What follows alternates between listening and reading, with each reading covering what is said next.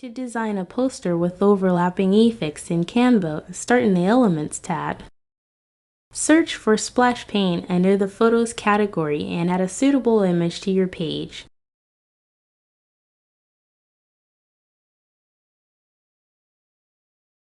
Use the Background Remover tool to delete its background. Next, go back to Elements, click on Frames, and choose a circle frame to add to your design. Then, search for Circle in the Graphics category, select the circular graphic, and place it on the page. Adjust the size and position of this graphic to align with your circle frame.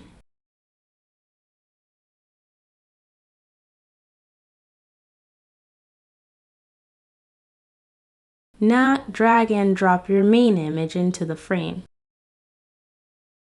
Double-click the image to adjust its size and position within the frame.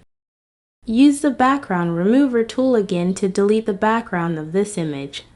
Finally, click the background, change the background color, completing the layered poster effect.